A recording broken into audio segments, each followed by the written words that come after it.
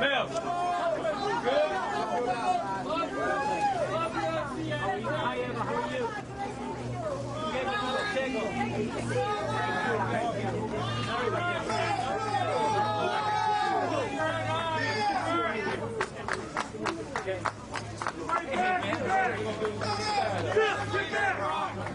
Hey, he needs you all to step back just a little bit. Just a little bit. Just a little 2 steps. Nice to see you, my friend. Thank you so much. Well, am I going here?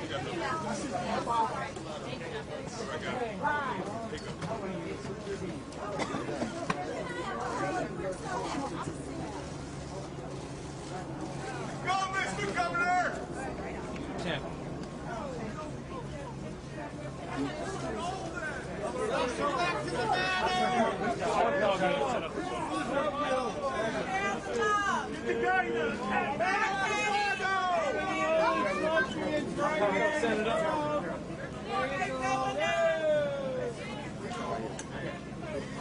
Just get back! Hey. Get him all back! Step back a little bit. Step back, guys. Step back right now. Give him some room, guys. Let the senator speak. Senator speak, Senator. It's been a long, long journey. That's right. I'm bruised and I'm battered, I'm bloody. It's been a long time since I've shaved with a normal razor, and it takes a little practice. Sorry about that. I got to keep gathering the blood. I have to apologize for his tardiness. He couldn't find where I put his socks this morning. Lots changed in the nearly 8 years that I've been here. Let me just say a couple of things. First of all, the obvious I want to state, and that I know I speak for Patty and Amy and Annie, and obviously for me. We want to express our most profound and everlasting gratitude to President Trump. How do you properly thank someone who's given you back the freedom that was stolen from you? He didn't have to do this. The Republican president, I was a Democratic governor, and doing this does nothing to help his politics. President Trump is a man who is tough and outspoken, but he also has a kind heart. And this is an act of kindness, and I also believe it's the beginning of the process to actually turn an injustice into a justice. Sorry about this blood. All these years away, I never stopped reminding myself of the words from a poem. It's called The Gate of the Year. Go out into the darkness and put your hand in the hand of God. That shall be to you better than life and safer than a known way. It's been a long time since I've been home, nearly 8 years, nearly 3,000 days. I suppose a better way to measure how long it's been to our daughters, Amy and Annie. When I left home so long ago, Amy, our older daughter, was a sophomore in high school. And it will be 2 years this spring since she's graduated from college, and now just recently, Amy earned a master's degree. I'm very proud of her. And Annie, our younger daughter, was 8 years old when I left. She was about this high. Now she's 16, and now she has her driver's license. And she's doing good in school. And she plays the piano. We're very proud of her, too. Look at you, sweetheart. Look at you. My baby's growing up so fast. Again, on behalf of my family, we want to express our profoundest gratitude to President Trump. It's been a long, unhappy journey. It's been hard years for our children, even hard years for Patty and for me. I spent my first 32 months in prison, nearly 3 years, behind what the inmates call the razor wire, the barbed wire fence. You can't go near that fence. If you do, there are prison guards there armed with machine guns who have the discretion to shoot you. I didn't go near that fence. The buildings behind that fence where the inmates live and sleep are squalid places. They're cold and dark, like tombs. There were about 900 inmates there. Drug dealers, cartel members, gangbangers, bank robbers. There were men there who committed murder, con artists, a lot of sex offenders. About 2% of the population were in the so-called white-collar category. For most of my time there, my home was a 6 foot by 12 foot, 6 foot by 8 foot prison cell. A 4 cement walls, a big heavy iron door that can shut you in, a small window with bars on it, and a bunk bed. I slept on the top bunk. Often late at night, I would look through that window and past those bars, out into the night sky, and I think of home. I think of my children. I think of Patty. Sometimes I could almost feel her near me. 4 more years. Let's get a lawn sign for you, Blago. Lawn sign for Blago. Run. I would say to myself, one day I'll make it back to you. And hold your hand. Moment of substance. And I would remember what a gracious thing it's been to walk through life. Thank you. She's so bad. What's that? She's so bad. She sure is. Right. She's right. Yep. Anyway, so again, on behalf of Patty and Amy and Andy and me, we want to again express our deepest gratitude to President Trump. Like I said, as a Republican president and a Democratic governor, he didn't have to do this. But President Trump is not a typical politician. That's right. He's tough, he's outspoken, he gets things done. He's a problem solver in a business where too many politicians don't want to solve problems. All they want to do is play politics and get nothing done for the people. You gonna vote for him, Governor? He's got I'm a Trumpocrat. The Trumpocrat, that's right. Are you going to vote for him? If I have the ability to vote, I'm going to vote for him. Well, I don't know that they'll allow me to vote, but I'll get into that in a minute. But let me just say that Make Chicago great again. our president is he's tough and outspoken, and he has the courage to challenge the old way. That's right. He's the one who's actually fighting to bring real change. That's why he gets so much pushback.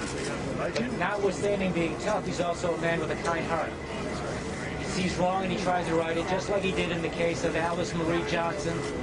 You know who she is, the grandmother from Alabama who served 21 years in prison on a life sentence as a first-time non-violent drug offender.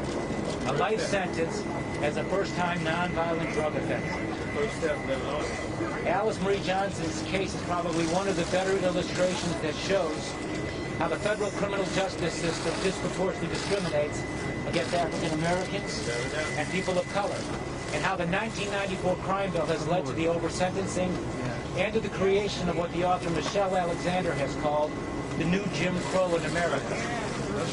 You know what I'm talking about? That's right. Dumping Clinton's. 1994 crime bill passed by my fellow Democrats before I got to Congress. Fortunately, as soon as President Trump learned of the injustice against Alice Marie, he immediately put a stop to it, and he sent her home to her family. And fortunately, because this is a president who gets things done, through his leadership and with the help of organizations like Cut 50, President Trump was able to build the necessary bipartisan support to pass the historic First Step Act, a new law that begins the process of reforming a broken criminal justice system and putting an end to the racist injustice caused by that racist 1994 crime bill. Now, as for me, obviously, I've got 10,000 reasons to be thankful to President Trump. I'm obviously thankful to be home, to have my freedom back, to just be able to hold my wife's hand. But most of all, I'm thankful to you, Mr. President, for giving my daughters their father back. My daughters are growing up. The day is not too far off when they will go out into the world on their own. Now I wish I could slow down time. But no matter where their life's journey may lead, they will always take with them the realization that the kindest gift they've ever received in their lives came from you. Thank you, Mr. President, for what you've done for me, but better, far, far better, thank you for what you've done for them. I'd like to thank a few people real quick. I'd like to thank my old friend, the Reverend Jesse Jackson, for his voice and for his help and for his support. I want to thank my friend and former colleague in the Congress, Congressman Jesse Jackson Jr., for his friendship and his support. I want to thank Patty's dad, for Alderman Mel, Richard Mel, for his love and support to our daughters and to his daughter Patty. I want to thank this mystery man, a young man who brought all this about. I just met him yesterday, and this is Mark Vargas. He's quite a guy. He's the kind of guy who can get you out of prison if you find yourself stuck there. And I'm really grateful to his efforts and what he's done on my behalf. Oh, sorry. Yeah, I got you. Sorry. from last night. You shared. Hang on one second, my friend. The scriptures teach us, and history shows, that in the long run, right defeated will in the end overcome. The scriptures teach us, and history shows, that in the long run, right defeated will in the end overcome, wrong triumphant. And, as Dr. Martin Luther King used to say, truth crushed to earth will one day rise again, because no lie can live forever. I'm returning home today from a long exile, a free political prisoner. I want to say again to the people of Illinois who twice elected me governor, I didn't let you down. I would have let you down if I gave in to this. But resistance to tyrants is obedience to God. Not long ago, United States Supreme Court Justice Stephen Breyer warned about this. He warned about federal prosecutors bringing criminal charges against government officials for what he described as routine practices. Justice Breyer went on to point out, and I'm quoting him, to give that kind of power to a criminal prosecutor who is virtually uncontrollable is dangerous to our separation of powers. End quote. I've learned the hard way just how dangerous that is. From beginning to end, this was persecution masquerading as prosecution. I got into politics to help people.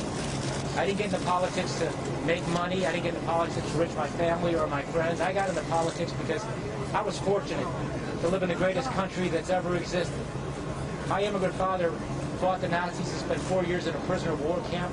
After that war, he spent 3 years in a refugee camp waiting for the day that one day, the Congress, that one day his youngest son would become a member of, to pass a law called the Displaced Persons Act to allow him and millions of others like him, immigrants from all around the world with long and hard to pronounce last names, to be able to come to America and pursue freedom and opportunity.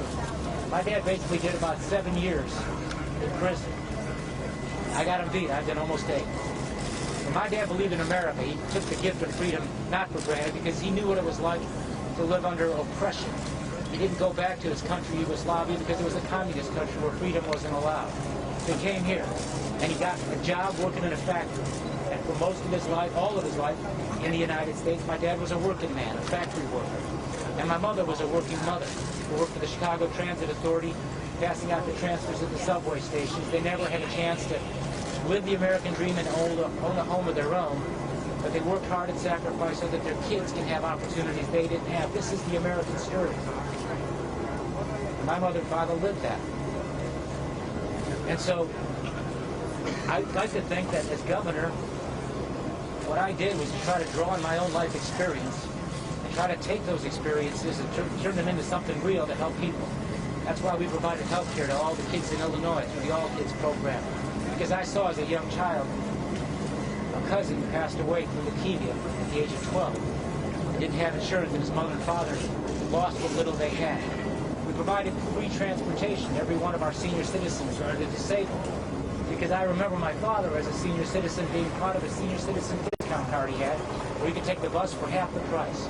And we were able to take that or apply that to everybody in the state of Illinois. I wouldn't allow that swamp in Springfield and my fellow Democrats down there who just wanted to raise taxes on the working people to raise their taxes. And so it was always a struggle, a constant battle to try to remember who I was supposed to fight for. And so I hope now, looking to the future, that I can draw from my life experience, particularly those over the last 8 years in prison and 11 years since this all came to us, and do something to try to fight to help people who've been wrongfully incarcerated, or those, and this is probably the rule and not the exception, those who have been over-sentenced, nonviolent offenders who made a mistake, did wrong, but have been sentenced to years in prison that not only destroy their lives and steal from them their futures, but they hurt their children and their family. I saw what they do to families because I saw it happen in my own.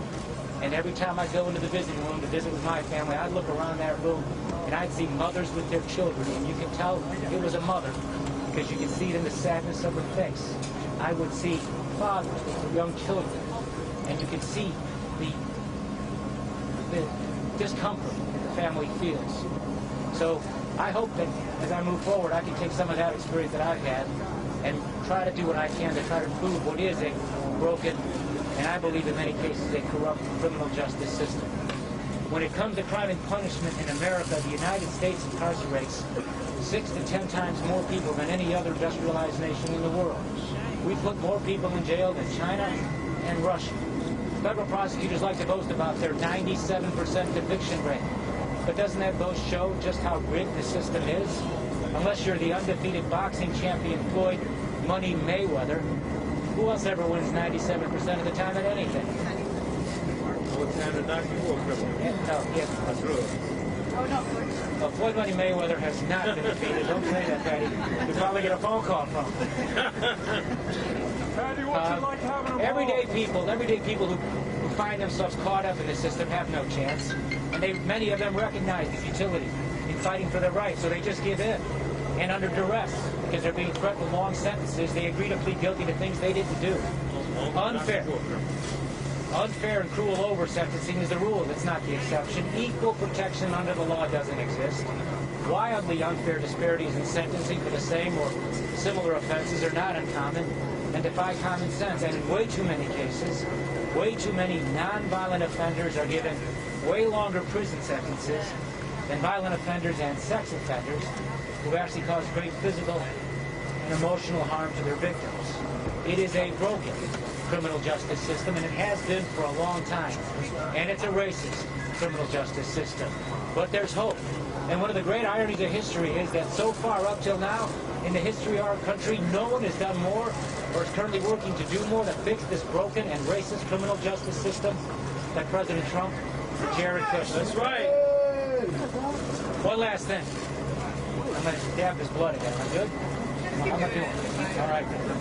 I'm just feeling on me. I'd like to say something about diversity. And I'd like to direct my remarks to all of my fellow underdogs out there who find themselves up against powerful forces and long odds. To anyone facing hard circumstances, who suffered loss, are hurting, or who, like me, have hit rock bottom. You may be down. All your hope may seem to have disappeared. The road you have to travel is a long one, and home, that's where you want to be.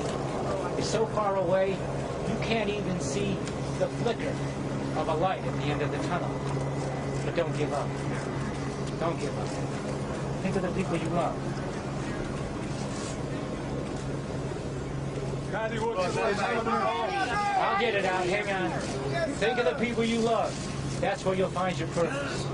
My love for my family and my faith in God is what sustained me during this long and seemingly never-ending trial.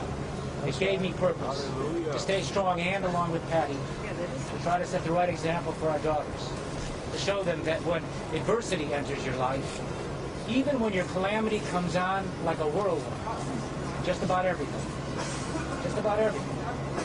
has been taken away from you, and your heart's broken. Don't quit. Fight. Keep fighting and persevere in storms and through the dark passages, and when you find yourself alone, all alone, in the lonely wilderness. Because it is there in that lonely wilderness where we are tried and tested that we must rise to our circumstances. We must rise above our circumstances and dare to dream. It is not an ending, but a beginning. For out of weakness, we are made strong. Every mile I ran, every push-up I did, every book I read, every word I wrote was my way of fighting back, my way of using the time in the wilderness to prepare for a better day. Waiting in the shadows, waiting for justice, waiting and hoping. So live in faith, hope, and love. Vivir con fe y esperanza y amor. And if you have to, take a stand. And don't be afraid. You're not alone. You never go alone. It is so often the case that in the sadness of life, we look for God. My faith in Him turned despair into hope that made me strong. Trusted that one day, through the grace of God, He would turn darkness into light. That's right, and lead me home. Thank you. How do you plan to accomplish those things? Can we hear from Patty? We're constantly praying for you, Governor.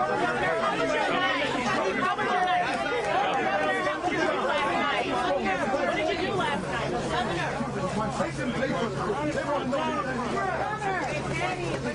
Don't you want to take just one question from us? Can you step back to the microphone, please? Come back to the microphone, please. Governor, they want to ask you some questions. That's all no ladies and gentlemen. please. Greatest lawyer in the world. Governor. Yeah. Patty, can we talk to you, Paul. Patty? Paul. Paul. Paul. Paul. Paul. Governor. Governor. Amy. Governor. Governor.